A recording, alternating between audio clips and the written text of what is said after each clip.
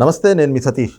ఆంధ్రప్రదేశ్లో ఎన్నికలు సమీపిస్తున్నటువంటి వేళ జగన్మోహన్ రెడ్డి దిగజారుడు రాజకీయాలు చేస్తున్నాడు అంటూ కూడా ఈ రోజున ప్రతిపక్షాలు విమర్శిస్తున్నటువంటి పరిస్థితి. తాజాగా ఆయన చేసినటువంటి వ్యాఖ్యలు కూడా చౌకబారు రాజకీయాలని ఉదహరిస్తున్నాయంటూ కూడా తెలుగుదేశం పార్టీ నేతలు మండిపడుతున్నారు. మరి జగన్మోహన్ రెడ్డి చేసినటువంటి వ్యాఖ్యలు ఏంటి, వాటిపైన అసలు తెలుగుదేశం పార్టీ ఎందుకు ఈ స్థాయిలో మండిపడతా ఉంది అనేటువంటి అంశాలు మనతో చర్చించేందుకు తెలుగుదేశం పార్టీ జాతీయ అధికార ప్రతినిధి ప్రొఫెసర్ జ్యోత్స్న గారు ఉన్నారు. మేడం నమస్తే. నమస్తే. ముఖ్యంగా ఈ రోజున జగన్మోహన్ రెడ్డి గారు ఏదైతే ఉరవకొండలో మాట్లాడుతూ చంద్రబాబుని దత్తపుత్రుడు అయినటువంటి పవన్ కళ్యాణ్, అలాగే ఆయన వదిన పురంధేశ్వరి గారు పక్క రాష్ట్రాల నుంచి పక్క పార్టీల్లో ఉంటూ ఆయన జాకీలు పెట్టి లేపుతున్నారు అంటూ చేసినటువంటి వ్యాఖ్యల్ని ఏ విధంగా చూస్తారు మేడం? దానిపైన మీ కామెంట్స్ ఏంటి? అంటే జగన్మోహన్ రెడ్డికి వచ్చినవే ఇట్లాంటి దిగజారుడు వ్యాఖ్యలు. ఇప్పుడు ఆయన ఇవాళ వెళ్ళింది నాకు తెలిసి అధికారిక కార్యక్రమం అనుకుంటా. పార్టీ ప్రోగ్రాం అయితే నాకు తెలుసు కాదు.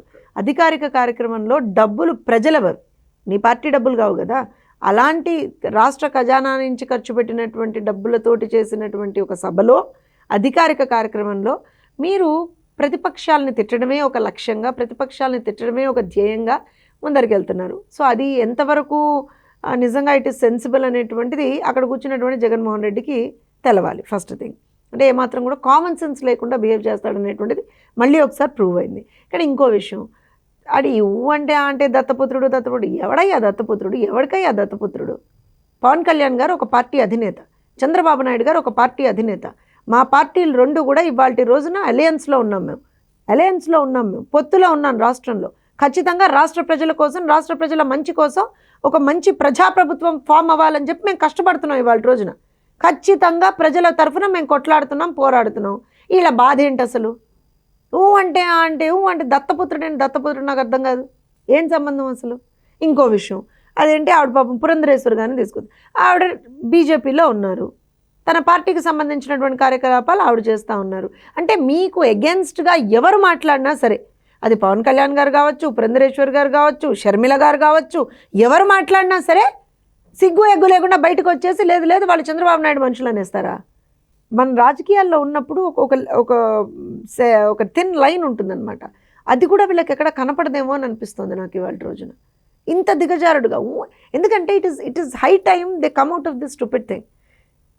అంటే ఎప్పుడు పొద్దున్న లేస్తే రాత్రి పడుకునేంత వరకు ఎంతసేపు చంద్రబాబు నాయుడు గారు జపం చేసుకుంటూ, అయ్యా బాబు నువ్వు రాష్ట్ర ముఖ్యమంత్రిగా 5 సంవత్సరాలు ఏమి వెలగబెట్టావో చెప్పు, ఎంతమందికి మంచి చేసావో చెప్పు, ఎన్ని సంక్షేమ పథకాల్లో ఎంతమంది లబ్ధిదారులకు నువ్వు లబ్ధి చేకూర్చావో చెప్పు, లేకపోతే ఎందుకు విధ్వంసం చేస్తున్నావో చెప్పు దమ్ముంటే.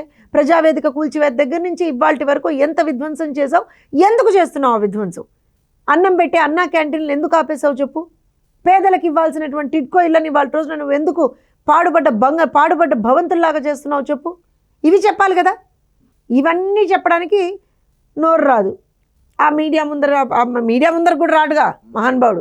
ఎంతసేపు అదేదో ఆ సభ అని చెప్పి అధికారిక కార్యక్రమం అందులో నిలబడి ఇక మొదలు పెడతాడు. పవన్ కళ్యాణ్ గారి గురించి, చంద్రబాబు నాయుడు గారి గురించి, ఇంకోళ్ళ గురించి. మరి మేము ఒకటే ప్రశ్న ఇవాళ రోజున అడిగితే, ఏమయ్యా మరి 2014లో 2019లో నీకోసం ప్రచారం చేసినటువంటి నీ చెల్లె ఇవాళ రోజున ఎందుకు నువ్వు తప్పు చేస్తున్నావు అని అడుగుతోంది కదా, మరి దానికి సమాధానం చెప్పవయ్యా బాబు అని మేము అడిగితే, 2019కి ముందర నారాసుర రక్త చరిత్ర అని పెట్టించావు కదా వైఎస్ వివేకానంద రెడ్డి గారి హత్య విషయంలో. మరి అదే హత్య కేసు ఇవాల్టి రోజున మీ పార్టీకి సంబంధించినటువంటి ఎంపీ సొంత నీకు తమ్ముడు ఆయనే చేయించాడు అనేటువంటి ఒక మాట బయటకు వచ్చినప్పుడు, అందులో ఎవరెవరి ఇన్వాల్వ్మెంట్లు ఉన్నాయో, ఏ పూటకి ఎక్కడికి ఎవరికి ఏ అర్ధరాత్రి ఫోన్లు వెళ్ళినాయో ఇవన్నీ బయటకు వచ్చినప్పుడు మరి ఎందుకు హూ కిల్డ్ బాబాయ్ అనే ప్రశ్నకి ఎందుకు సమాధానం చెప్పలేకపోతున్నావు జగన్మోహన్ రెడ్డి? వల్ల where is the capital of AP అనే ప్రశ్నకి ఎందుకు సమాధానం చెప్పలేకపోతున్నావు జగన్మోహన్ రెడ్డి? మద్యపాన నిషేధం, సంపూర్ణ మద్యపాన నిషేధం ఎక్కడ అనంటే ఏం సమాధానం ఎందుకు చెప్పలేకపోతున్నావు జగన్మోహన్ రెడ్డి? సిపిఎస్ రద్దు ఏమైంది అని అంటే ఎక్కడ మొహం పెట్టుకుంటావు జగన్మోహన్ రెడ్డి? మెగా డిఎస్సి ఏమైందంటే త్వరలో మొన్న కూడా చెప్పాడు త్వరలో అని చెప్పి. ఆ త్వరలో ఎప్పుడో ఎవరికి అర్థం కాకుండా తయారైంది కదా. ఇవన్నీ ప్రశ్నలు మేము అడిగితే పొద్దున్న లేస్తే ఆ పెక్కడ తెచ్చుకోనా, లేకపోతే హైకోర్టులో నాకు అక్షింతలు పడతాయా, సుప్రీంకోర్టులో అక్షింతలు పడతాయా, లేకపోతే పొద్దున్న లేస్తే ఈ ఎమ్మెల్యే నాతో ఉండడా, ఆ ఎంపీ నాతో ఉండడా, ఈ ఎమ్మెల్సీ నాతో ఉండడా అని చెప్పి మీ మాంసలో బతికే నువ్వు కూడా ఇవాళ రోజు బయటకు వచ్చి చంద్రబాబు నాయుడు గారి గురించి, వేరే పార్టీల గురించి ఎందుకు మాట్లాడుతున్నావు? ఏం మాట్లాడేటువంటి అసలు నీకు ఆ నైతిక హక్కు ఎక్కడిది అని అడుగుతున్నావు. ఫస్ట్ నీ నలుపు నువ్వు చూసుకోవయ్యా నాయన. అంటే అంటే ఈ రోజున 5 ఏళ్లుగా తాను చేసినటువంటి మంచికి, తాను చేసినటువంటి సంక్షేమానికి ప్రజలందరూ మంచి కూడా ఎక్కడిది అంటున్నా, మంచి ఎక్కడిది 5 ఏళ్లలో ఒక్క మంచి చూపించండి నాకు అంటున్నా. అంటే 5 ఏళ్ల తన పరిపాలన చూసి ప్రజలు మళ్ళీ తనకి 175 స్థానాల్లో కూడా విజయం పెడతా ఉన్నారు. ఇవి చూసి చంద్రబాబు నాయుడు ఓర్చుకోలేకపోతున్నారు. అందుకే ఆయనకి జాకీలేసి లేపడానికి ఇంతమంది వస్తూ ఉన్నారు. పక్క రాష్ట్రాల్లో మీడియా ఛానల్స్ కూడా ఈ రోజున వాళ్ళు ఆంధ్రప్రదేశ్లో రాజకీయాలని ప్రభావితం చేసేలాగా ఆయన మీద విషం కక్కుతున్నారు అనేటువంటిది పక్క ఆయన వాదన. రాష్ట్రంలో ఉన్నటువంటి మీడియా ఛానల్స్ అంటున్నారు. ఒకటండి, జగన్మోహన్ రెడ్డికి సంబంధించినటువంటి మీడియా ఛానల్, ఆయన పార్టీ మీడియా ఛానల్, ఆయన పార్టీ మౌత్ పీసు, అలాంటి మీడియా ఛానల్ ఎక్కడుంది? హైదరాబాద్లో ఉంది, అవునా? మరి హైదరాబాద్లో నువ్వు మీడియా ఛానల్ పెట్టుకొని వేరే వాళ్ళకి మీడియా ఛానల్ ఉన్నాయంటే ఎట్లా? ఎవరికున్నాయి మీడియా ఛానల్? చంద్రబాబు నాయుడు గారికి ఉన్నాయా? లోకేష్ గారికి ఉన్నాయా? పవన్ కళ్యాణ్ గారికి ఉన్నాయా? ఎవరికున్నాయి మీడియా ఛానళ్ళు? నీకు కదా ఉంది మీడియా ఛానల్. ఆమె ఇంకా దౌర్భాగ్యం చెప్పనా మీకు, హైదరాబాద్లో ఉన్నటువంటి ఆ మీడియా ఛానల్కి సంబంధించినటువంటి పేపరు అక్కడ ఆంధ్రప్రదేశ్లో ఉన్నటువంటి వాలంటీర్ల చేత 200 పెట్టి కొడిపిస్తుంటాడు. అది ప్రజాధనంతో. ఇది ఇంకా చెప్పమంటారా ఈయన చేసేటువంటివి? ఆ మీడియా ఛానల్కి విచ్చల విడిగా ప్రభుత్వ యాడ్స్. ఇంకో విషయం చెప్తాను, ఇవాళ ఆయన కనుక మాట్లాడితే అసలు నెల తిరిగితే జీతాలు ఇవ్వడానికే డబ్బులు లేవు అని చెప్పి పొద్దున్న లేస్తే ఎక్కడ మనం అప్పు కోసం వెళ్దామని ఎత్తుక్కునే మీరు ఇవాళ రోజున పక్క రాష్ట్రంలో సినిమా థియేటర్లో కూడా మీ ప్రభుత్వ యాడ్లు వేసుకుంటున్నారంటే డబ్బులు ఎక్కడి నుంచి వస్తున్నాయి జగన్మోహన్ రెడ్డి?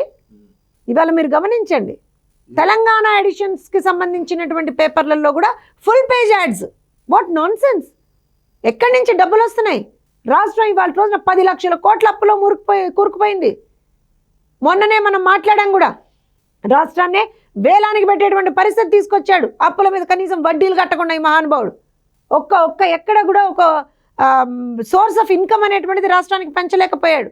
ఒక కొత్త ఇన్వెస్ట్మెంట్ లేదు రాష్ట్రానికి, ఒక కొత్త కంపెనీ లేదు రాష్ట్రానికి, ఉద్యోగ కల్పన లేదు, ఉపాధి కల్పన లేదు, ఏ విధమైనటువంటి ఒక ప్రోగ్రెసివ్ థాట్ ప్రాసెస్సే లేదు. మరి ఏంటి డబ్బు ఎందుకు దుబారా చేస్తున్నారు? ప్రజాధనం కదా. పక్క రాష్ట్రంలో సినిమా థియేటర్లో ఆంధ్రప్రదేశ్ రాష్ట్రానికి సంబంధించినటువంటి యాడ్స్, పక్క రాష్ట్రంలో ఉన్నటువంటి మీడియా ఛానళ్ళకి ఆంధ్రప్రదేశ్కి సంబంధించినటువంటి ప్రభుత్వం యొక్క యాడ్స్, పక్క రాష్ట్రంలో నడుస్తున్నటువంటి ఒక పేపర్కి ఆంధ్రప్రదేశ్ ప్రభుత్వానికి సంబంధించినటువంటి యాడ్స్, ఇవన్నీ వాస్తవం కదా? వీటన్నిటి గురించి మాట్లాడాలి కదా.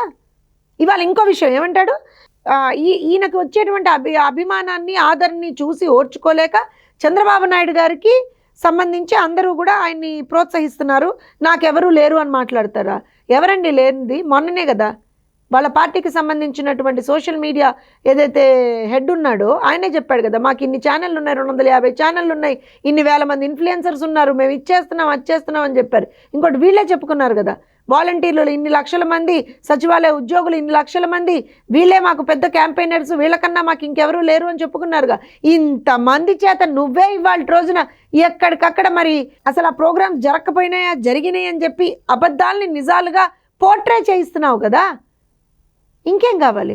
అంటే ఇంకొక మాట కూడా చెప్తా వచ్చారు, జెండాలు జత కట్టడమే ఈ రోజున ప్రతిపక్షాల తాలూకు అజెండా, అలాగే జనం గుండెల్లో గుడి కట్టుకోవడమే నా ఎజెండా. జనం గుండెల్లో గుడి కట్టుకోవడం కాదు, జనం నెత్తి మీద గుదిబండలాగా మారడమే నా ఎజెండా. మీరు తప్పుగా విన్నారు. జనం గుండెల్లో గుడి కట్టుకోవడం కాదు జగన్మోహన్ రెడ్డి మక్సదు. జగన్మోహన్ రెడ్డి థాట్ ప్రాసెస్ ఒకటే, జనాల నెత్తిన ఒక గుదిబండలాగా నేను మారాలి. అదే చేస్తున్నాడు కదా 5 సంవత్సరాల నుంచి.